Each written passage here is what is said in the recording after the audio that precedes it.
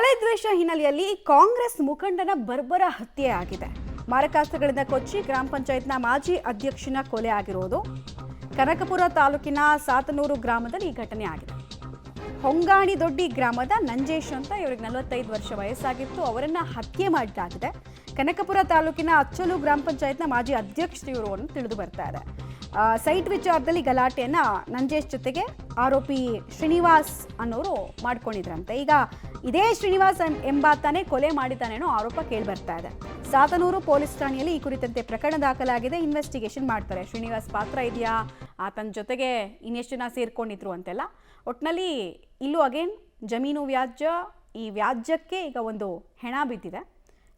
ಆ ವ್ಯಕ್ತಿ ಗ್ರಾಮ ಪಂಚಾಯತ್ನ ಮಾಜಿ ಅಧ್ಯಕ್ಷ ಅನ್ನೋ ತಿಳಿದು ಬರ್ತಾ ಇದೆ. ಹಳೆ ದ್ವೇಷ ಹಿನ್ನೆಲೆಯಲ್ಲಿ ಕಾಂಗ್ರೆಸ್ ಮುಖಂಡನ ಬರ್ಬರ ಹತ್ಯೆ ಆಗಿರೋದ್ರ ಡೀಟೇಲ್ಸ್ ಇದು. ಒಂದು ಕಡೆಗೆ ಮಾರಕಾಸ್ತ್ರಗಳಿಂದ ಕೊಚ್ಚಿ ಗ್ರಾಮ ಪಂಚಾಯತ್ನ ಮಾಜಿ ಅಧ್ಯಕ್ಷನ ಕೊಲೆ, ಇನ್ನೊಂದು ಕಡೆಗೆ ಈ ಕೊಲೆಗೆ ಶ್ರೀನಿವಾಸ್ ಎಂಬಾತ ಕಾರಣ ಅಂತ ಕುಟುಂಬಸ್ಥರು ಹೇಳ್ತಾ ಇದ್ದಾರೆ, ಸಂಬಂಧಿಕರು ಹೇಳ್ತಾ ಇದ್ದಾರೆ. ಸಾತನೂರು ಪೊಲೀಸರು ಪ್ರಕರಣವನ್ನು ದಾಖಲಿಸ್ಕೊಂಡಿದ್ದಾರೆ, ತನಿಖೆಯನ್ನು ಮಾಡ್ತಾ ಇದ್ದಾರೆ. ರಕ್ತಸಿಕ್ತವಾದಂತಹ ದೇಹವನ್ನು ತಂದರು, ಬಟ್ ಅಷ್ಟೊತ್ತಿಗಾಗಲೇ ಪ್ರಾಣಪಕ್ಷಿ ಹಾರಿ ಹೋಗಿತ್ತು ಅನ್ನೋದ್ರ ಮಾಹಿತಿ ಸಿಗ್ತಾ ಇದೆ. ಪದೇ ಪದೇ ಇಂತಹ ಕೊಲೆ ಪ್ರಕರಣಗಳು ಈ ಜಮೀನು ವ್ಯಾಜ್ಯಕ್ಕೆ ಸಂಬಂಧಪಟ್ಟಂತೆ ಒಂದು ಕಡೆಗೆ ಸ್ಟೇಷನ್ ಆವರಣದಲ್ಲೇ ಆಗುತ್ತೆ, ಕೋರ್ಟ್ ಆವರಣದಲ್ಲೇ ಆಗುತ್ತೆ.